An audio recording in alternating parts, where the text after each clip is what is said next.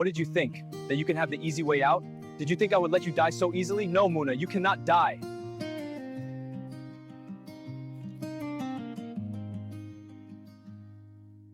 Look at this pole I set up. I did it so that I could be rescued. In a few minutes, I'll go out to the forest to hunt for food so I wouldn't die of hunger.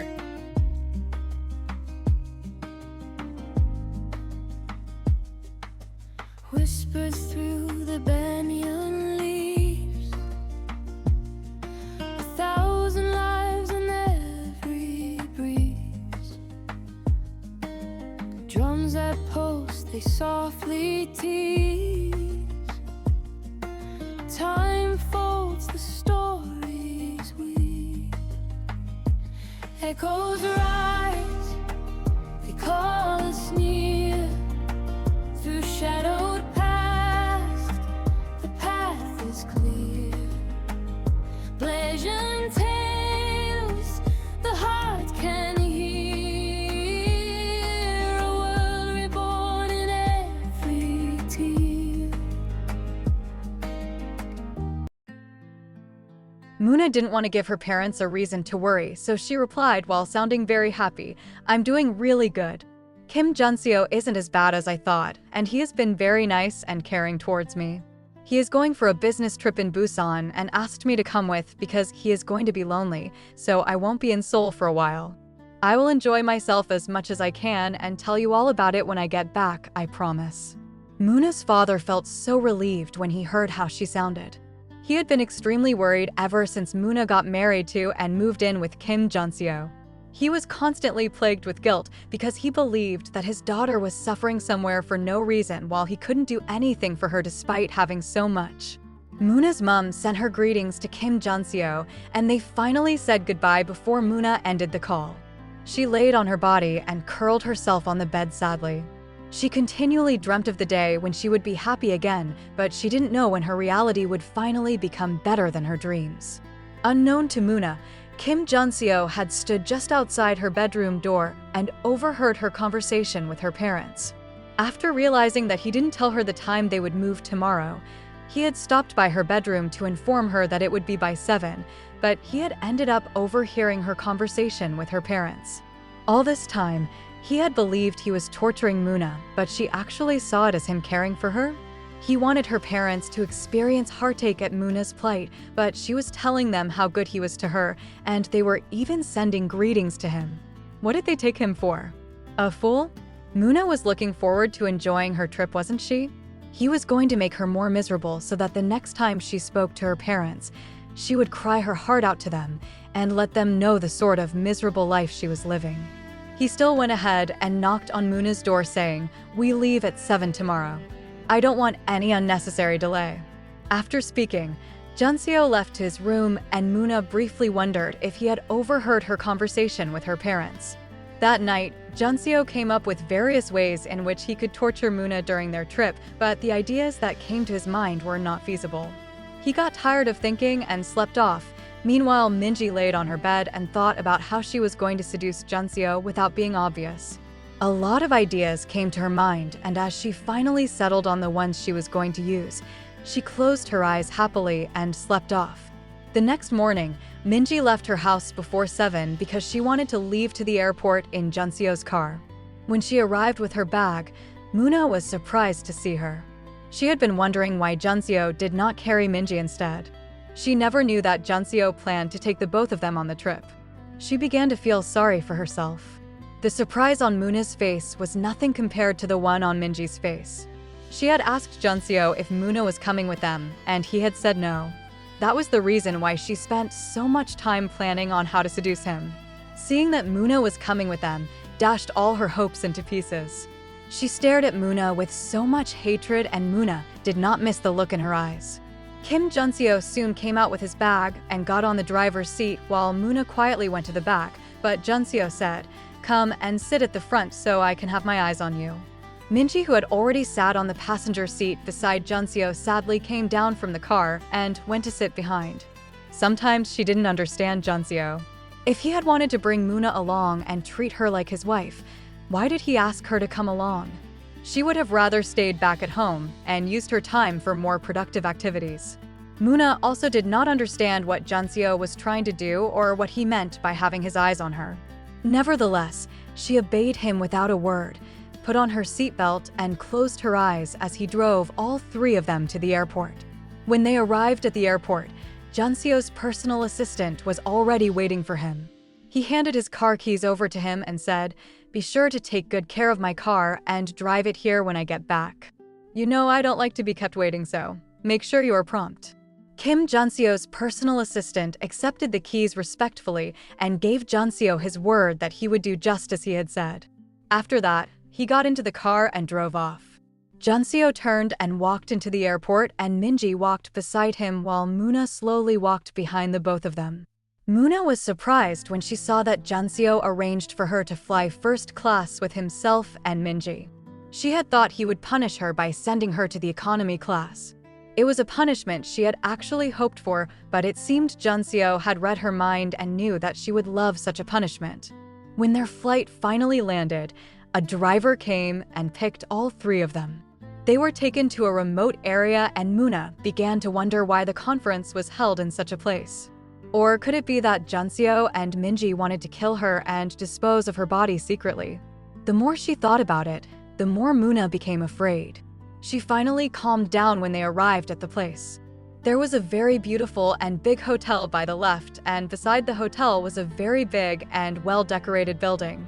Muna concluded that the building was probably where the conference was going to take place. There were so many people going into the hotel with their bags. Some were with their partners while the others were alone. By her right, Muna could see a big cliff, which was obviously a part of the big building since it was only a walking distance from it. From where she stood, she had a very beautiful view, and she knew that if she went closer to the top of the cliff, she would see even better. If she had come here with Miho, she would have loved to take so many pictures. Kim Junseo gestured for them to follow him into the hotel.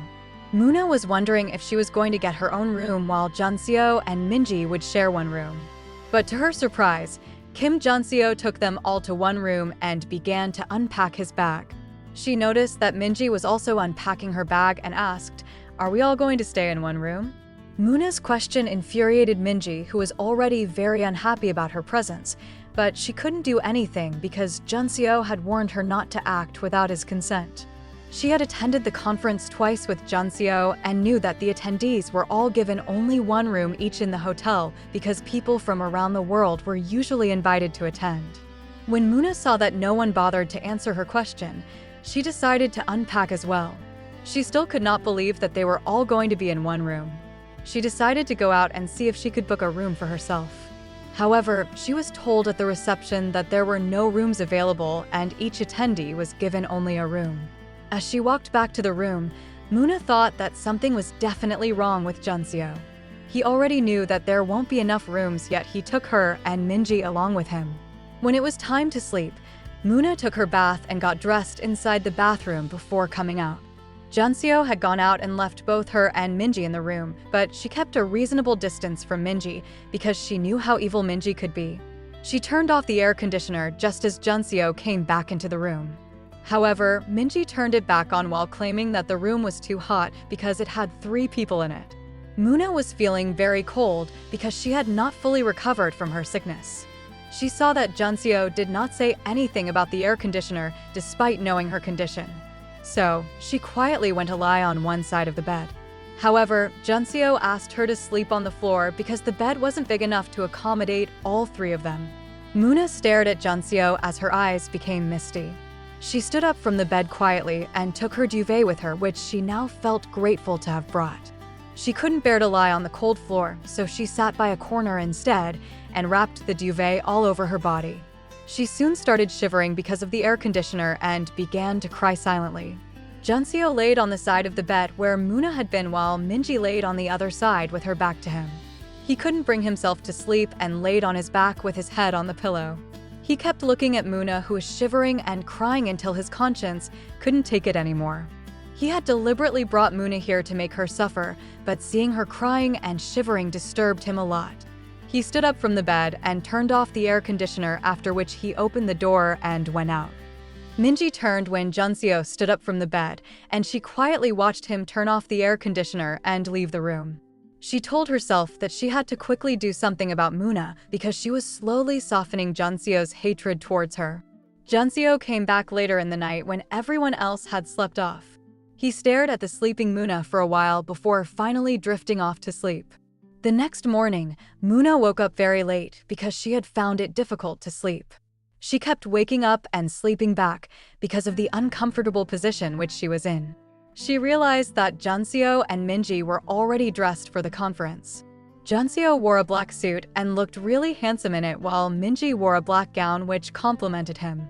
Muna felt like she would be the third wheel among them and didn't want to go, but Junseo said, "Make sure I see you at the conference." She sighed and went into the bathroom to freshen up. After that, she called room service and ordered for her breakfast. She noticed that Junseo and Minji did not have theirs, but she was already late, so there was no need for her to deprive herself of the most important meal of the day. She got ready after eating. And as usual, she wore a simple gown, a moderate heeled sandal, and a simple makeup. The color of her gown was red, and she let her long hair fall just like Miho always liked. She slowly made her way to the hall where the conference was being held. However, when she got there, the security refused to let her in. They asked her to show her invitation, and she told them that she came with her husband. They asked her the name of her husband and what he wore, and she told them immediately. One of the security men then went inside to find out the truth. After a while, Junseo came out. He stared at Muna for a while and took her to the side. "I want you to wait here for me until the conference is over," he told her. Muna was surprised, but what shocked her even more was when he turned to the security men and said, "My wife is already inside. I don't know who this woman is." The security men told her to leave after Junseo denied her and went inside. The conference was still going to run for 2 hours more. How was she supposed to wait out here for 2 hours when he could have just taken her in? She decided that her time would be better spent sleeping and left. When she got to their hotel room, she realized the door's lock was an automatic one and could only be opened from the inside or with a key card, and Junseo was with a key card. She sighed in frustration and decided to go back and wait for Junseo outside the conference hall. At least, she would prevent any unnecessary fight by doing that. She went back and waited for almost 2 hours. She soon got tired of standing and decided to take a stroll. She walked toward the edge of the cliff and was surprised to see that down below it was a big sea of water. It was really frightening. However, the cool breeze she felt on her face made her feel a lot better. She looked straight ahead and the scenery was so beautiful. She suddenly remembered Miho and the first time he took her out on a date. They had spent the whole day together going to different places, and finally he had taken her to the edge of a cliff so they could watch the sunset. It was such a beautiful sight. She had been so moved back then that she felt like crying. Muna became so engrossed in her remembrance that she didn't realize the conference had come to an end. Minji came out before Junseo did and quickly spotted Muna at the edge of the cliff. She stared at her with so much hatred, and an evil idea came to her mind. She looked around and noticed that the few attendees who had come outside were busy greeting each other, so she walked towards Muna while being careful not to make a sound. When she finally stood behind Muna, she looked behind her, saw that no one was watching, and pushed Muna off the cliff. She knew Muna would not survive it, and that was the result she hoped for. Junseo came out of the hall just as he heard Muna's voice screaming. He looked towards the cliff and saw Minji standing there. When Minji saw him, she began to cry and say, "Please help." Muna jumped off the cliff. I don't know why she would try to kill herself. I tried to stop her, but I wasn't quick enough. Junseo opened his eyes in shock. He moved to the edge of the cliff and looked down. He could see Muna struggling inside the water, and without thinking, he took off his jacket and jumped off the cliff. Muna stood at the edge of the cliff thinking about her moments with Miho. She treasured those moments because she knew that they were made during the best time of her life. While she was still reminiscing, she felt a hand push her violently from behind. She didn't get the opportunity to see who it was as she screamed at the top of her voice. She plunged into the water with a heavy force and struggled for her life. She had never felt more afraid before. It wasn't like she didn't know how to swim. She had learned how to swim a long time ago, but she was so consumed by fear that she found herself drowning. She was still struggling when she heard the sound of someone else plunging into the water. She didn't know who it was and didn't get the chance to see. She slowly stopped struggling and began going down into the water. She knew that this was the end and felt very heartbroken. She didn't want to die. What would happen to her parents if she died here? Her body was going to become fish food and her parents would never get closure. What about Miho? Her beloved Miho. He would be completely devastated. Her last thought just before she gave up was a silent wish for those who loved her to be able to cope with her demise. As she slowly plunged to the depth of the sea, Muna suddenly felt a strong arm grip her body tightly from behind and swim with her upwards. The arm below her breast felt oddly familiar, but Muna wasn't given the time to figure out who it was as she was pulled out to the surface of the water. She struggled to breathe as water came out from her mouth as nose. She panted and coughed and finally screamed again when she actually saw herself in the middle of a large expanse of water. The strong arm which had gripped her still held on to her, and she could feel his sturdy chest behind her. She opened her eyes in shock as she heard him say, "Don't try anything foolish, Muna. Hold on for a little longer, and I'm sure help would arrive soon." Muna could not understand. She had actually suspected that Junseo was the one who pushed her, judging by the level of his hatred for her. But the fact that he had jumped into the water to save her life meant he wasn't the one. But why would Junseo be willing to save her life when her death would complete his revenge? He wanted her parents to be devastated, and the ultimate way for that to happen was if she died, so why did Junseo risk his life to save her? Was it so that he could torture her some more? That seemed far-fetched. They waited for help to arrive while Junseo still held on to Muna, but suddenly the water became disturbed and the waves began to toss them about. Muna began to scream again, but Junseo, who was already holding on to a big tree branch, told her to hold on as well. They both held on tightly to the tree branch as the water kept tossing them about. Kim Junseo could not hold on to Muna any longer and was forced to let go of her. He shouted at the top of his voice, "No matter what, Muna, don't let go of the tree branch." As the waves became stronger and the water rose and fell on them, Junseo felt the impact of a big stick on his head and immediately let go of the tree branch as he lost consciousness. Muna saw Junseo slowly going down the water and left the tree branch to try and help him. However, the wave tossed her body violently and she ended up hitting her head on the tree branch.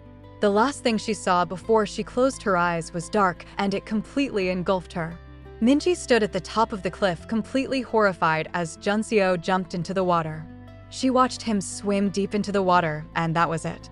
There was no sign of him anymore. She began to call out his name, Junseo, Junseo, but there was no answer or any other sign of him. Jumping from such a height and into a big sea like that was suicide. How could Junseo disregard his life like that? Why did he not think about what his death would do to her? She ran back to the other attendees and began to cry, "Please save Junseo. Please save my husband." A few people who had seen Junseo jump off the cliff began to explain that Junseo had deliberately jumped into the water, but Minji explained that he had done so to save a girl who had tried to commit suicide. The organizers of the conference, who knew who Junseo was, assured Minji that they were going to do their best to save him. They began to make calls, and soon, a lot of divers were at the foot of the cliff to carry out a rescue operation. Minji, who was also now at the foot of the cliff, waited for the divers to swing into action. She covered Junseo's jacket, which he had dropped at the edge of the cliff, around her body and clutched her stomach tight as she cried her eyes out. Junseo felt something tugging at his right eyelid. He wanted to get it off, but he was feeling completely listless. He ignored the sensation that was caused by the tugging, but then felt a sharp sting on the right eyelid. He screamed and instinctively held his right eye, but he discovered that he had been pinched by a little crab and smashed it with his hand.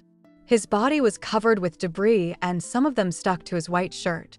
He took them off one after the other just as he loosened his blue tie. It suddenly occurred to him that nothing was natural. He looked around him and realized he was on a beach. Behind him was a thick forest with rocks in front of it, and in front of him was a big blue sea. He looked up and saw that the morning sun was shining and recalled everything that happened. He stood up immediately and opened his eyes in shock. He checked his wristwatch, but it had stopped and he knew it was because of the water. He looked around him again and couldn't find Muna. He shouted her name and looked all around where he stood, but he still couldn't find her. He knelt on the floor and screamed. He never wanted Muna to die. Why did she try to end her life? He only wanted to torture her a little. She acted strong and he believed she could bear it. Why did she have to commit suicide? He laid on the sand and stared at the bright sky as he screamed, "Why? Muna, why?" What was going to become of him now? How was he supposed to live with this guilt for the rest of his life? He never should have married Muna. He should have just gone after her parents and left her family after that. Or better still, he should have taken Muna into the conference hall. If she was with him, she wouldn't have jumped off the precipice and she would have still been alive. She must have probably sunk into the bottom of the sea and become fish food by now. He wasn't faring any better either. He was in a place that looked like an island, but he had no idea where he was exactly. He didn't know if they were wild animals inside the forest which could come out at any time. He didn't even know if boats or ships ever made it to this side. He could very well be stranded here for the rest of his life. He hoped for a very big miracle and wished someone would rescue him. He moved towards the rock and leaned his back on one of them helplessly. Minji was his last hope. He knew he didn't treat her so well, and that's probably because he is really messed up. From the day he had seen the dead bodies of his family members, something in him had died. He grew up with so much anger and hate in his heart. He was an oddball while growing up. Even in school, he kept to himself and refused to make friends or take part in any fun activities. A few girls took interest in him and tried different ways to get his attention. Some tried to flirt with him, some wrote love letters to him, and still some came directly to ask him out, but he was rude to all of them. He turned down their requests in the most insensitive ways and never smiled at anyone. He had one goal, and that was to become richer than the Jacksons and take them down. He was hopeful that his life would be much happier the day he achieved that. Then he heard about Muna, the princess of the Jacksons. His uncle told him about how they pampered her and sent her to the best schools. They all lived happily after killing his own sister and parents. He had saved many of Muna's pictures, which he found online, and thought of several ways to make her and her parents miserable. When he attained the level of success he wanted, he went for her parents first, but he didn't get the satisfaction he was hoping for, so he went for her next. He married her and tried his best to make her life miserable, but he still didn't feel better. His life hadn't become happier in any way, and now he was here, stuck in an island alone and guilt-stricken, because everything that happened was because of the decisions he had made. If only he could turn back the hands of time, even if it wouldn't take him far back, if it was enough to stop Muna from jumping off the cliff and attempting suicide, he would be most grateful. And that is because deep down, he knew that Muna was not a bad person and did not deserve to die in such a way. Minji stood by the foot of the cliff watching the sea. She hadn't been able to get any sleep all night because she couldn't stop blaming herself. She thought back to what had happened yesterday. The divers had said that the water waves were too strong and it was too dangerous to get into the water during that time. They ended up waiting for over 3 hours until the sea had calmed before diving in. Despite searching all around and deep inside the water, they couldn't find Junseo or Muna. Minji had screamed and fallen on the ground when the divers informed her that there was no way Junseo or Muna could survive such strong waves. They were probably fish food. Minji refused to believe that Junseo was gone.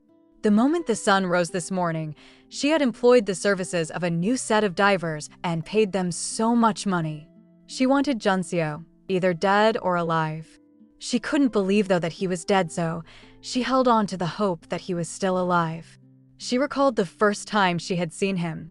She was newly employed in his company then, and she had been love-struck at that moment and promised herself that she would do anything to make him hers. He didn't make himself easily accessible to his employees, so she had to work very hard and become the best in her department to get the chance to be close to him. It took her a year, and she finally got promoted. She was now asked to accompany him with a few other staff for a meeting outside the country. They all lodged in the same hotel, and she went to his room that night to tell him about her desire for him.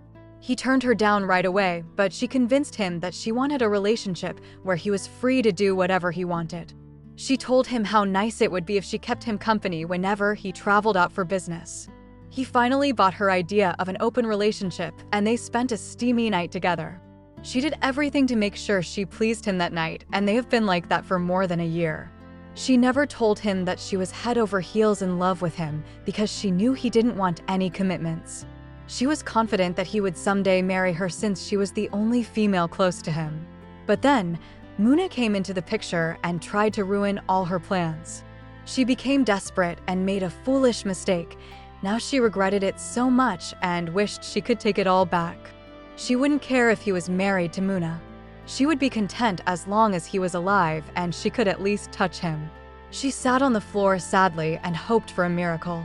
Muna felt the sun shining on her face and decided to block it off with her hand, but she felt tired.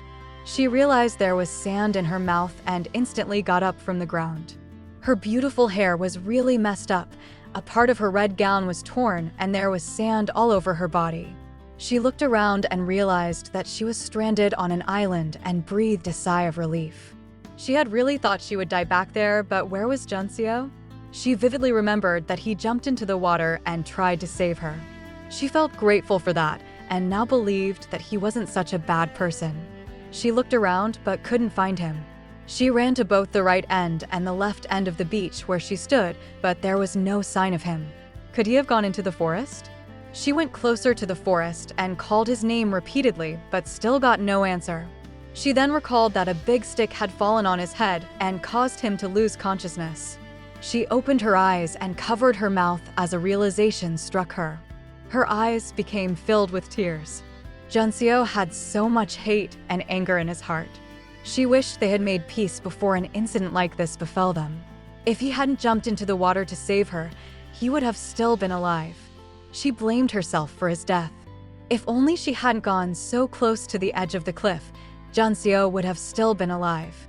She didn't even know how long she was going to be here or the dangers that lurked inside the forest. She knew she had to set up a flag so any ship or boat from afar could see her, but she felt really heartbroken that Junseo died while trying to save her.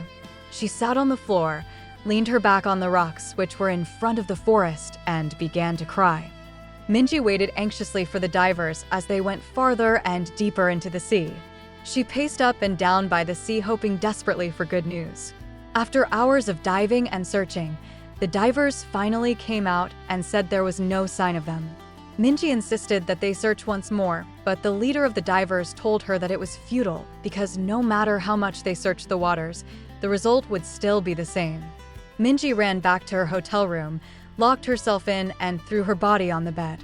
She kept crying uncontrollably as she recalled all the wonderful moments she had spent with Junseo. It may not have meant much to him, but those moments were strongly embedded in her memories, and she cherished every single one of them. Junseo's stomach began to rumble, and he knew that it was caused by hunger. He hadn't eaten anything since yesterday morning and decided to search around for food. He thought of going closer to the sea to catch some fishes, but he didn't know how to go about it. Even if he miraculously caught any fish, he wasn't good at making fires and wouldn't be able to eat the fish raw. He gave up on catching any fish and decided to search around for something else to eat. He stood in front of the forest and contemplated on if it would be a mistake for him to go in. He didn't know if there were wild animals inside, and he had no weapons with him. Having a bigger body meant that his reflexes weren't so fast, so what if he went in and a wild animal snuck up on him? Instead of finding food, he might end up being animal food. He gave up the idea of entering into the forest and walked back to the beach. At this rate, he was going to die of hunger before anyone managed to find him. And that's if anyone was even looking for him. He decided not to lose hope. Even if he didn't treat Minji so well, he always satisfied her in bed, and their steamy moments were always sweet. He needed to at least believe that she would leave no stone unturned in searching for him. She was the only hope he had at the moment because he didn't inform most people about his journey to Busan. Not even his uncle. After pacing up and down and thinking for a while, an idea suddenly popped into his head. If this was an island, then it meant that there was a beach on the sides. Perhaps he may find a boat there, or there might be something for him to eat. The part of the island where he was at seemed really deserted. He doubted if boats or ships ever came to this side.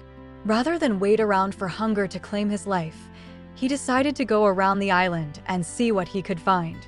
He didn't know how big the island was, how long it would take him, or if he would die before getting to the other side, but he still decided to move because he felt that it was better than staying put. He didn't want to go through the forest, so he slowly began to walk around the island in order to get to the other side. Muna eventually got tired of crying and wiped her eyes. She knew that crying and feeling sorry for herself wasn't going to help in any way. She was feeling very hungry because it was already afternoon and she hadn't had anything to eat. She stood up from the ground and decided to do something about her situation. She looked at the sea, and the first thing that came to mind was to catch some fishes, but she wanted to make a fire first. She recalled how Miho had done it once when they camped outside during her college days. She took 2 stones and struck them against each other repeatedly. She became excited when she began to see the sparks. Now that she was sure she could start a fire, she decided to search around for some dry sticks and leaves. She went to the entrance of the forest and picked up little dry sticks. She noticed some other bigger and longer sticks stacked by the side and realized that she wasn't the first person to be stranded on this island. She suddenly became really hopeful. If that person was able to find his or her way out of the island, then she could do it as well. Once she was out of here, she would perform a proper burial for Junseo as his wife, even though their marriage was meaningless. After that, she would reunite with her Miho and her life would once again be filled with joy. With this determination, she suspended making a fire for the time being and decided to put up a sign so she could easily be found. She tore off a part of her red gown, took out one of the sticks, and tied the red piece of cloth on one end of the stick like a flag. After that, in the middle of the beach, she dug a deep hole in the ground, using her hands. She placed the big stick inside the hole and covered it up. As Muna stood by the side and inspected the stick, she smiled in satisfaction. Even though a ship or boat was far away, they would certainly see her sign and come to her rescue. When she was done with that, she went towards the water and washed off the dirt from her hands. She wiped her hands on her torn gown and went back to picking up the dry sticks and leaves. After gathering them up, she came back to where she had kept the stones and began trying to make the fire once again. She tried so hard, but could not get the fire to start. The sun was shining directly on her. She was sweating and was very hungry. When she couldn't make the sparks she made before, she angrily threw the stones on the floor and sat down helplessly. She began to feel pain in her stomach once again because she was not used to being without food. She got up and decided to try making the fire again. She kept trying until she began to see the sparks. She intensified her efforts and continued striking the stones together until she finally started a fire. When the fire began burning the wood, she jumped up happily and screamed. She looked at the burning fire for a while and couldn't help but praise herself. Before now, this was something she couldn't do, no matter how much she tried. Miho had even told her not to beat herself up because not everyone could start a fire with a stone. Now that she had started a fire, she needed to catch some fishes. She went back to the stack of wood and picked one up. However, she noticed that none of the sticks had a sharp end. This was a big problem because she couldn't catch a fish with a wood that had a flat surface. She searched around her if she could find anything to sharpen the wood with, but there was none. Left with no other choice, she decided to use the wood like that. She moved a little bit deeper into the water and tried everything she could think of, but she wasn't able to catch any fish. She looked back at her fire, which was burning brightly, and put in more effort, but she wasn't successful. She threw the stick away and angrily went back to sit by the fire. The heat from the sun was nothing to write home about, and the fire was only bringing out more heat. She got angry and scattered the fire completely. Now she knew what was going to kill her.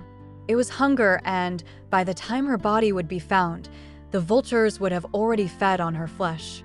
She laid on the floor and began to cry again. She had been so hopeful that she could make it, but now she realized how naive she must have been.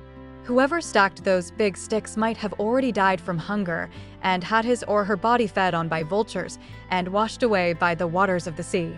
Her situation was not all hopeless, though. She was sure that if she went deep into the forest, she would surely find what to eat.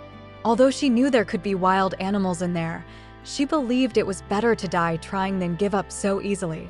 She would search for whatever she could find.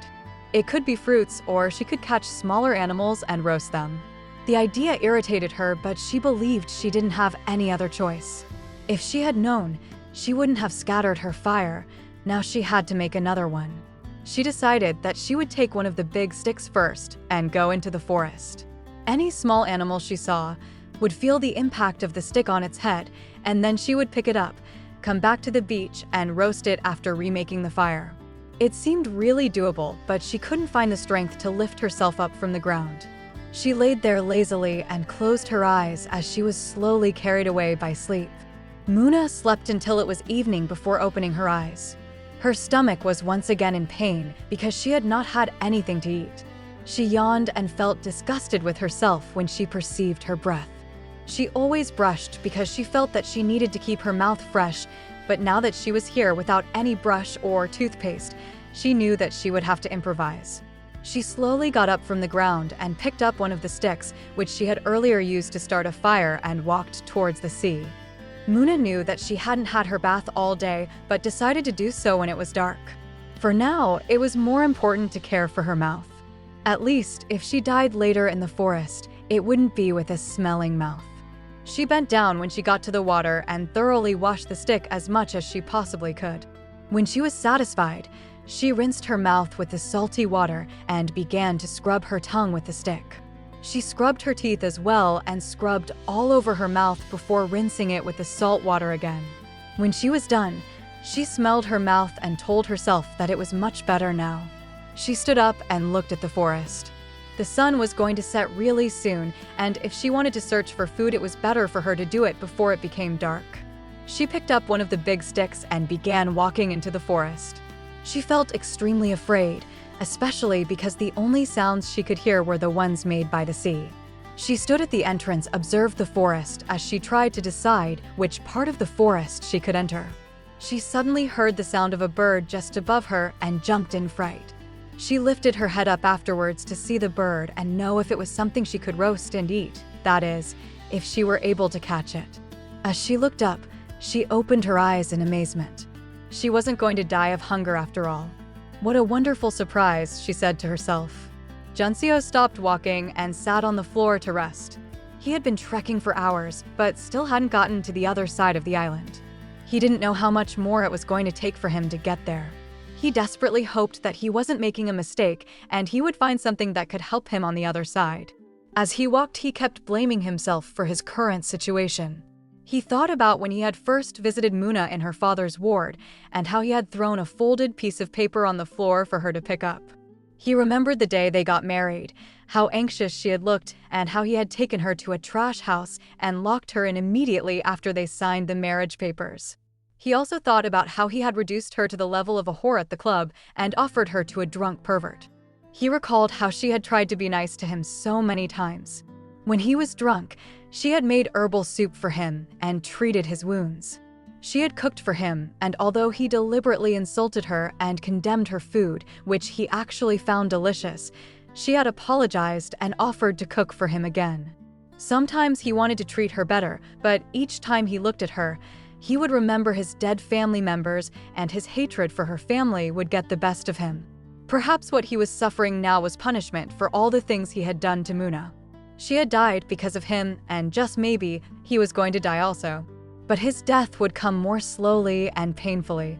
Perhaps this was what life had in store for him, but he would find out once he got to the other side of the island. Muna couldn't believe that she was looking at a coconut tree, and it had so many fruits. The body looked completely different, and that was why she hadn't noticed it. She felt really grateful. It wasn't that she knew how to climb a tree. She hadn't climbed any tree before, but considering the options she had, this was completely an easy way to get food for her survival. The tree was high up, but Muna didn't worry about that. She began climbing slowly until she finally got to the top of the tree. There were little insects up there, but she ignored them and stretched out her hand to plug one of the fruits when she heard the sound of someone's footsteps. She was very shocked as she believed that she was the only one stranded at this island.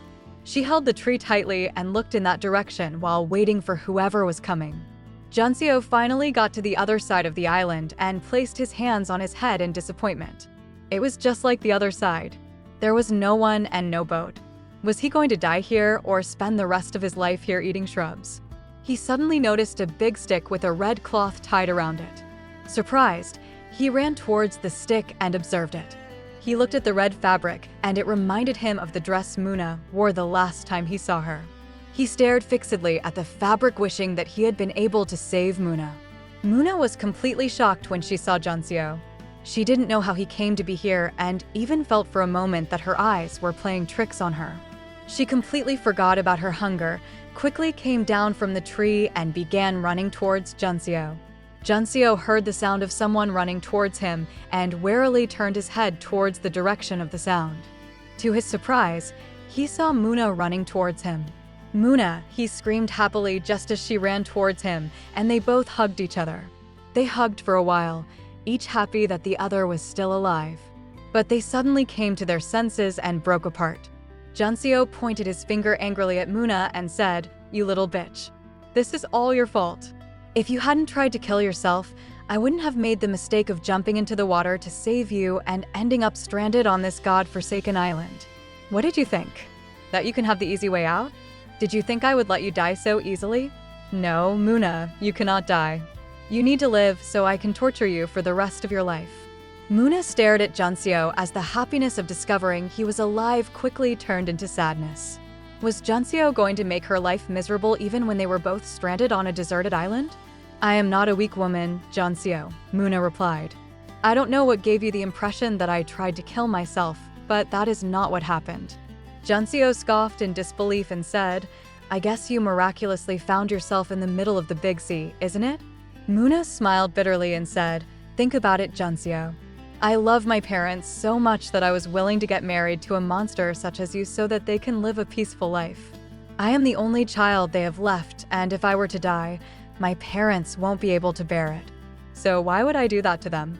If I was selfish and only cared about my own pain, I would never have agreed to marry you. Look around you. Even while I'm stranded here, I am doing everything to survive because I need to get back to my parents. Look at this pole I set up. I did it so that I could be rescued. And a few minutes ago, I was about to go into the forest to hunt for food so I wouldn't die of hunger. If I had actually given up on living, would I be trying so hard to make it out of here alive?" Junseo thought about it and realized that Muna was right. She was willing to give up on the man she loved and get married to him because she wanted to make her parents' life happy. She also endured everything he did to her because she didn't want him to end up taking out his anger on her parents. This showed that she wasn't a selfish person who would attempt suicide, so does that mean she fell off the cliff? He heaved a sigh of relief. It was better for him if Muna didn't have suicidal thoughts. He didn't want to second-guess himself each time he meted out punishment to her. Speaking in a calmer tone, he asked her, "Did you fall off the cliff?" "No, I didn't," Muna replied. "I stood at the edge of the cliff enjoying the beautiful scenery, but someone came from behind and pushed me with so much force. It's like the person wanted to make sure that I ended up inside the water. I didn't get to see the person's face as I was too busy screaming and falling." Junseo thought for a while before saying, "But Minji was the only person I saw standing at the edge of the cliff, and she had told me that you decided to end your life, despite her attempts to stop you." As he said the words out, Junseo suddenly realized it. It was obvious that Minji didn't like Muna, so the fact that she was crying when Muna supposedly jumped off the cliff was already suspicious. It all made sense to him. Despite his warnings, Minji had once again acted impulsively and ended up putting his life in danger. If he made it out of here, he wasn't going to spare her. Muna felt her hairs stand on end at such a revelation. She never believed that Minji was capable of murder and had not suspected her even once. She frankly couldn't understand why Minji hated her so much. She knew for a fact that she had not offended her in any way, and that was why she thought that most of Minji's actions were ordered by Junseo. Even now, if Junseo wasn't here and someone else was telling her that Minji was the one who pushed her, she would have immediately concluded that Junseo was the one who ordered her to do so. How could a woman be so mean towards another who had never done anything wrong to her? Junseo began to feel guilty. Muna had almost lost her life. He had blamed her for endangering his life, but in reality, the reverse was the case. He had thought that Minji was level-headed judging by how proficient she was at her job. He never pegged her as someone who could resort to such evil extremes. If he had known that she was capable of doing something like this, he never would have brought her with him to Busan. He could not believe that she was the one he was hoping on to rescue him. Now that he had miraculously found Muna, he needed to figure out a way for them to get off the island, because apparently, Minji was not as reliable as he had thought. Thanks for watching. Please subscribe to the channel. Like, share and comment below.